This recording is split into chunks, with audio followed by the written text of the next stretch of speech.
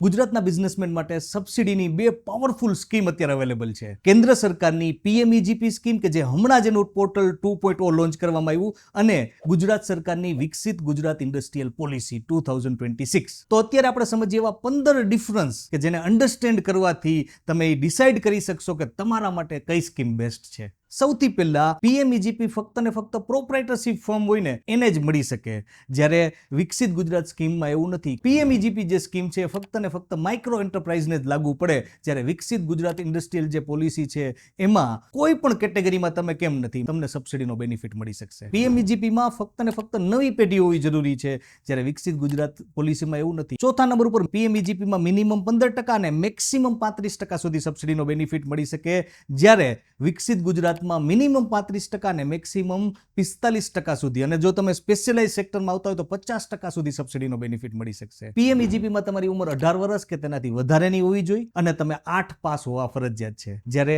વિકસિત ગુજરાત સ્કીમમાં એવું કાંઈ નથી. મેક્સિમમ સબસિડીની અમાઉન્ટની વાત કરીએ ને તો પીએમઈજીપીમાં તમે ગામડામાં હોવા જોઈએ, તમે સ્પેશિયલ કેટેગરીમાં આવતા હોવા જોઈએ, ત્યારે જ તમને 35% મેક્સિમમ સબસિડીનો બેનિફિટ મળી શકે, જ્યારે વિકસિત ગુજરાતમાં તમે ગમે ત્યાં કેમ નથી ગુજરાતમાં કોઈ પણ કેસમાં 35% સબસિડી તમને મળશે જ. આ ઉપરાંત મેક્સિમમ સબસિડીની અમાઉન્ટની વાત કરીએ તો પીએમઈજીપીમાં તમને મેક્સિમમ 17.5 લાખ રૂપિયા સુધીની સબસિડીનો બેનિફિટ મળી શકે, જ્યારે વિકસિત ગુજરાત સ્કીમ છે એમાં એવી કોઈ અપર લિમિટ નથી. 8મા નંબરનો પોઈન્ટ કે પીએમઈજીપીમાં તમારે ટ્રેનિંગ લેવી ફરજિયાત છે, જ્યારે વિકસિત ગુજરાત સ્કીમમાં એવી કોઈ પણ જાતની ટ્રેનિંગ ફરજિયાત નથી. 9મા નંબરનો બહુ જ ઇમ્પોર્ટન્ટ પોઈન્ટ કે પીએમઈજીપીમાં તમારે માર્જિન મની જે છે, એટલે કે તમારે જે પૈસા કાઢવા પડે મશીનરી અને કન્સ્ટ્રક્શનમાં એ 5% થી 10% છે, જ્યારે વિકસિત ગુજરાત જે પોલિસી છે એમાં 25% સુધી તમારે માર્જિન મની, એટલે કે તમારા પૈસા કાઢવા પડતા હોય, 75% સુધીની લોન થતી હોય. બજેટની વાત કરીએ તો પીએમઈજીપીનું 4500 કરોડ રૂપિયાનું બજેટ છે, જ્યારે વિકસિત ગુજરાત સ્કીમમાં એવું કોઈ બજેટ નથી. પીએમઈજીપી આખા દેશમાં લાગુ પડશે, જ્યારે વિકસિત ગુજરાત ફક્ત ને ફક્ત ગુજરાતના બિઝનેસમેન માટે લાગુ પડશે. બહુ જ ઇમ્પોર્ટન્ટ ડિફરન્સ કે પીએમઈજીપીમાં જે તમને સબસિડી મળે ને એ ફિક્સ ડિપોઝિટ